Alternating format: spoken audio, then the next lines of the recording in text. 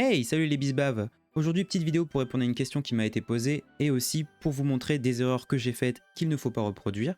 C'est qu'est-ce qu'il faut acheter au comptoir et comment dépenser ses points au comptoir. Voilà. Donc on va voir tout ce qui peut être acheté au comptoir, tout ce qu'il ne faut pas acheter, quelles sont les erreurs à ne pas faire, etc. etc. On va commencer par le comptoir d'or. Alors, l'or, c'est une ressource très rare au début du jeu. Je ne vous recommande pas de la dépenser à outrance. S'il y a bien une chose qui peut être achetée au comptoir d'or pour vous aider à aller un peu plus vite dans le jeu, c'est les pierres blanches, parce que c'est une ressource rare que vous aurez peu. Donc je vous recommande d'en acheter de manière ponctuelle lorsque vous en avez besoin, voire de manière journalière, suivant votre utilisation. Voilà, le reste, je vous le déconseille. Après, si vous arrive de vouloir acheter ce genre de choses, c'est que vous êtes rendu assez loin dans le jeu, donc vous pourrez avoir votre propre réflexion.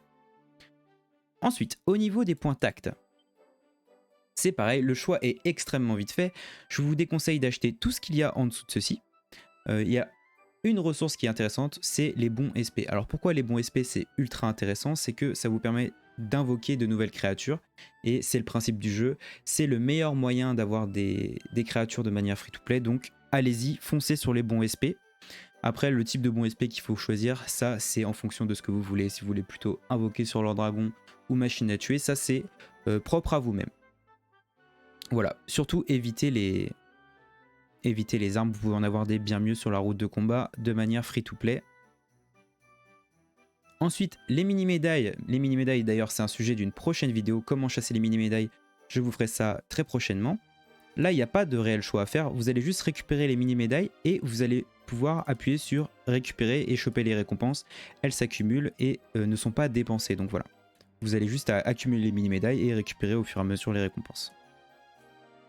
Ensuite, tout ce qui va être comptoir de médailles de maîtrise et comptoir de matériaux d'éveil, ce sera le sujet d'une prochaine vidéo. Quoique, comptoir de matériaux d'éveil, on va en parler un petit peu ici. On y vient d'ailleurs grâce aux médailles DQ1. Médailles DQ1, qu'est-ce qu'il faut acheter? Alors, il y a 3 objets que je vous conseille d'acheter en priorité. C'est ceux que j'ai déjà achetés. Donc, d'abord les bons SP, bien évidemment, parce que ça vous permet d'avoir plus de créatures. C'est forcément extrêmement intéressant. Ensuite, il y a les orbes iridescents qui sont intéressants également parce que c'est une ressource rare que vous aurez assez peu dans le jeu. Et c'est ce qui permet de vous faire, de faire augmenter le rang de vos créatures S au rang maximal. Donc, très très intéressant, bien évidemment. Et une ressource par contre qui est très peu connue, que les gens ont peu d'intérêt, parce qu'elle se fait toute discrète, c'est les fragments de points d'interrogation. Voilà, vous allez me dire, mais pourquoi il faut acheter ça? Ça sert à quoi? Alors, les fragments de points d'interrogation, vous allez pouvoir aller justement dans le comptoir de matériaux d'éveil pour les échanger. Et vous allez voir, quand on va dans les matériaux d'éveil points d'interrogation, on peut acheter des cristaux. Pour le moment, il n'y a que le cristal de l'Andragon qui est disponible, mais à l'avenir, il y en aura d'autres.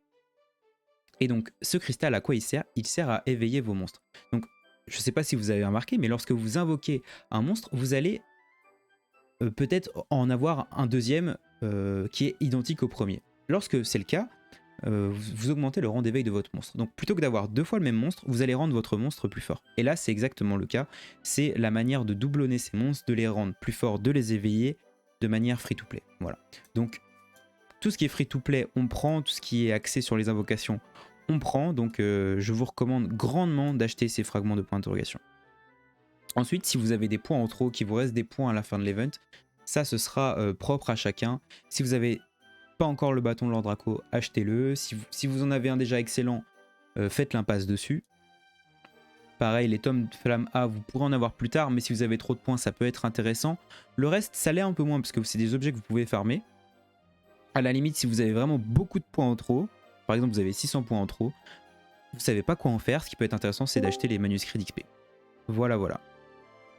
Bon, sur ce, j'espère que la vidéo vous aura plu. Si c'est le cas, n'hésitez pas à partager, n'hésitez pas à mettre un petit pouce bleu. Et moi, je vous souhaite une super soirée ou une très bonne journée. Et puis, à la prochaine.